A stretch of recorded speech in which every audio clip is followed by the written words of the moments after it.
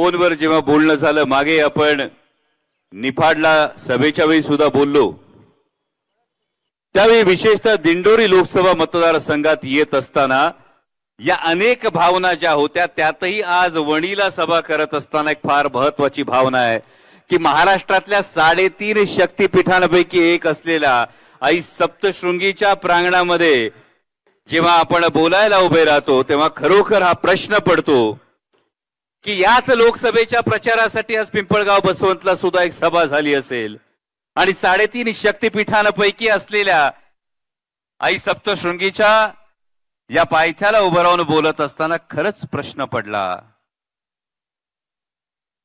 की जे आदरणीय पंतप्रधान आज पिंपळगाव बसवंतला येऊन दिंडोरी लोकसभेच्या मतदारांकडे मत मागत होते, याच पंतप्रधानांचं कर्नाटकातलं एक पोस्टर समोर आलं होतं. यामध्ये होतं प्रज्वल रेवण्णा नावाचं एक प्रकरण. सध्या गाजतं या प्रज्वल रेवण्णाला मत म्हणजे मोदींना मत. आणि हा जेव्हा प्रश्न निर्माण होतो तेव्हा इथं उभं राहून नेमका हा प्रश्न विचारणं फार गरजेचं ठरतं की ज्या मातृशक्तीला आम्ही वंदन करतो, ज्या मातृशक्तीला आम्ही देवता मानतो, तिथल्या 250 पेक्षा जास्त माता भगिनींवर बलात्कार करू शकणारा एक उमेदवार ज्या पक्षाकडे असतो आणि त्या उमेदवाराच्या प्रचारार्थ देशाचे पंतप्रधान ही गोष्ट जेव्हा सांगतात तेव्हा देशातल्या प्रत्येक नागरिकानं विचार करणं गरजेचं आहे की यत्र नार्यास्तु पूज्यते रमन्ते तत्र देवता, असं आम्ही म्हणतो खरं, पण ज्या भारतीय जनता पक्षानं या पद्धतीनं लोकांना उमेदवारी दिली असेल, या भारतीय जनता पक्षाला मत मागत असताना त्यांनी खरं तर आपल्याला नैतिकता आहे का याचा विचार करावा. ज्या आमच्या लेकींनी आंतरराष्ट्रीय कुस्तीमध्ये पदकं मिळवली होती, या माता भगिनींना स्वतःच्या वर झालेल्या अन्यायावर जेव्हा आंदोलन करत होते तेव्हा रस्त्यावरून फरफटत नेताना याच देशानं बघितलं होतं. आणि हे बघत असताना भावांनो, हे विसरून चालणार नाही की मग हे जर दुटप्पी चेहरे होत असतील तर हे दुटप्पी चेहरे का होतात याचा विचार करावा लागेल. विशेषतः दिंडोरी लोकसभेत तर जयंत पाटील साहेब, एक मी फार महत्वाचा प्रसंग अनुभवला होता. कारण जेव्हा 2 डिसेंबरला कांद्याला आमचा भाव होता 40-45 रुपये किलो होता का नाही, आज किती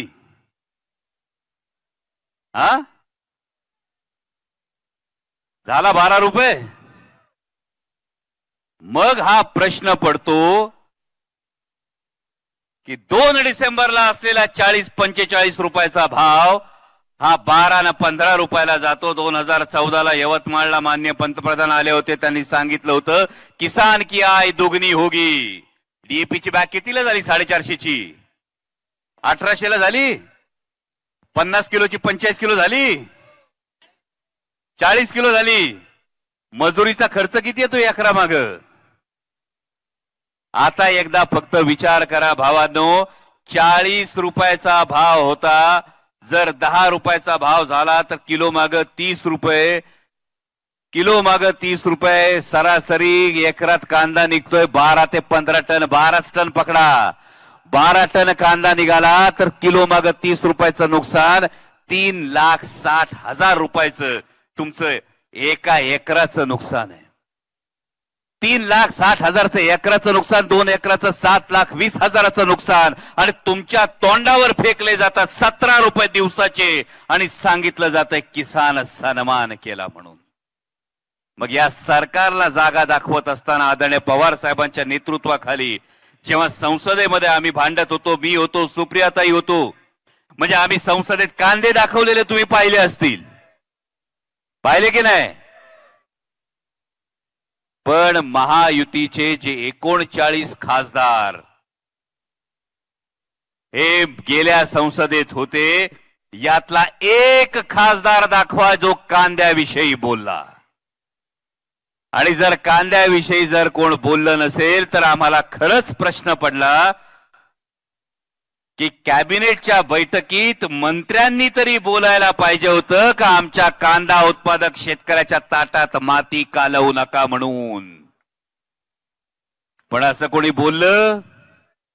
मग असं कोणी बोललं नाही तर मला प्रश्न पडला. आल्यानंतर मी प्रचाराचे काही पोस्टर बघितले. हे पोस्टर बघितल्यानंतर टकले साहेब मला फार गंमत वाटली. उमेदवाराचा फोटोच नाही, मत मागितलं जातंय ते माननीय पंतप्रधानांच्या नावावर. आणि मी येताना आता पिंपळगाव बसवंतून आलो. येताना एक जण लई वेळ शेतकरी फोटोकडे बघत बसला होता. त्याला कळानाच उमेदवार नक्की कोण हे त्याला कळाना. म्हणून डोकं खाजून खाजून तो म्हटला, अरे या बाबांनी आमच्या कांद्याची निर्यात बंदी केली. 2014ला जेव्हा आले होते तेव्हा आवर्जून सांगितलं कि बचपन से जो प्याज खाया है वो आपकी मेहनत का प्याज खाया है. आणि मग त्या कांदा उत्पादक शेतकऱ्याच्या मनात प्रश्न निर्माण झाला की 10 वर्षात असं काय बदललं की आज पिंपळगाव बसवंत मध्ये कांद्याचा क सुद्धा उच्चारला गेला नाही. हा प्रश्न खरं तर तुमच्या मनात निर्माण झाला पाहिजे. जी शेतकऱ्यांची अवस्था आहे तीच आमच्या आदिवासी बांधवांची अवस्था आहे. आज झारखंड सारखं राज्य, झारखंड मध्ये काय झालं आपण बघितलं. झारखंडचे मुख्यमंत्री हेमंतजी सोरेन ज्यांना एका छोट्याशा आरोपाखाली थेट मुख्यमंत्र्याला, एका राज्याच्या मुख्यमंत्र्याला डांबलं जातं आणि पैशाचं आमिष दाखवून सरकार बदलता येतं का, सरकार पाडता येतं का, पक्ष फोडता येतात का याचा विचार केला जातो. पण मी आभार माने झारखंडच्या त्या आदिवासी बांधवांचे ज्यांनी देशाला दाखवून दिलं की आदिवासी बांधव जो जल जंगल जमीन याच्यावरचा अधिकारी आहे तो अशा गोष्टींना बधत नाही, हे त्या आदिवासी बांधवांनी दाखवून दिलं. आता शिरूर लोकसभा मतदारसंघातली खरं तर निवडणूक करून आलोय आणि आदरणीय साहेब खरोखर जुन्नर असेल, आंबेगाव असेल, खेड असेल, तिन्ही तालुक्यातल्या आपल्या आदिवासी बांधवांनी ठामपणे महाविकास आघाडीच्या पाठीमागे उभा राहण्याचा जो निर्णय घेतला हा मतपेटीतून दिसत होता. आणि हा दिसत असताना खरोखर प्रश्न निर्माण झाला की भले भले चरा चरा वाकत असताना माझा या देशाचा मूळ निवासी माझा आदिवासी बांधव ठामपणे उभा राहतो. कारण त्याच्या समोर बिरसा मुंडा, तंट्या भील आणि राघोजी भांगरेंचा आदर्श असतो. कारण यांच्यापैकी कुणीही समोर बलिष्ठ राजवट दिसत होती तरी सुद्धा त्याच्या समोर गुडघे टेकले नाहीत, तर आपल्या मातीसाठी आणि आपल्या माणसांसाठी संघर्ष केला. हा आपला आदर्श आहे आणि तो आदर्श या आत्ताच्या संघर्षात सुद्धा सोडून चालणार नाही. जास्त वेळ घेणार नाही, पण भावांनो आपला नंबर नक्की. कारण महाराष्ट्रात जे काही झालं, शिवसेना असेल, राष्ट्रवादी काँग्रेस पक्ष असेल, यांच्या बाबतीत जे काही झालं, आता जवळपास 4 टप्प्याची निवडणूक पार पडली. 4 टप्प्याची निवडणूक पार पडल्यानंतर अबकी बारचा नारा देणारे अबकी बार तडीपार आहेत हे 100% खरंय, अबकी बार हद्दपार आहेत हे 100% खरंय. आणि त्यामुळे देशात परिवर्तन होतंय, देशातल्या सरकारमध्ये परिवर्तन होणार, ही काळ्या दगडावरची रेघ आहे भावांनो. आणि 20 तारखेला मतदान आहे. माननीय पंतप्रधान आले होते, आज तुमच्या मतदारसंघात आले होते का नाही. पंतप्रधानांच्या काही गोष्टी ऐकायच्या असतात. मोठा माणूस, मोठं पद, ऐकायला पाहिजे आपण. पण काय ऐकायचं. माननीय पंतप्रधानांनी सांगितलं होतं 2014ला मतदानाला जात असताना गॅस सिलेंडरला नमस्कार करून जा. सांगितलं होतं की नाही पत्रकार बांधवांनो. आता 20 तारखेला जाताना 3दा नमस्कार करायला लागेल. 400चा 1200 झाला तर 3दा नमस्कार करून जावं लागेल.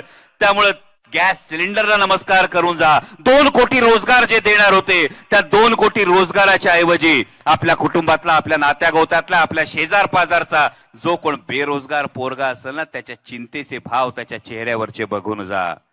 महागाईनं होरपळलेल्या आपल्या माता भगिनीला एकदा विचारून जा आणि मत टाकायला जा. ईव्हीएम ला 3 नंबर दाबण्याशिवाय आपल्या समोर पर्याय नाही, ही गोष्ट तुम्हाला कळून चुकेल. आणि जाता जाता शेवटी फक्त एक सहज सुचलं येता येता पिंपळगाव बसवंतला, ती गोष्ट फक्त मनात ठेवा. कारण येता येता पिंपळगाव बसवंतवरून येतो. येताना काही झेंडे दिसले, येताना काही झेंडे दिसले, झेंड्यावरचं कमळ दिसलं. येताना काही रस्त्याना झेंडे दिसले, झेंड्यावरचं कमळ दिसलं. पण झेंड्यावरचं कमळ कोमेजलेलं होतं, कांद्याच्या चिखलात रुतलं होतं. झेंड्यावरचं कमळ कोमेजलेलं होतं, कांद्याच्या चिखलात रुतलेलं होतं. कांद्याबरोबर स्वप्न होती, कांद्याबरोबर भावना होती, कांद्याबरोबर मेहनत होती. पण तुमच्या निर्यात बंदीच्या निर्णयानं आमचं गणित फसलं होतं. तुमच्या चुकीच्या धोरणापायी आमचं नशीब बसलं होतं. याच मेहनतीचा उल्लेख करत 14 साली मत मागितलं होतं. याच मेहनतीचा उल्लेख करत, आठवत असेल तुम्हाला, याच मेहनतीचा उल्लेख करत 14 साली मत मागितलं होतं. पण आज मात्र त्या कांदा उत्पादकाला चकार शब्दानं पुसलं नव्हतं. शेतकऱ्यांना डांबून ठेवून, तुम्ही शेतकऱ्यांना डांबून ठेवून आमचा आवाज दबणार नाही.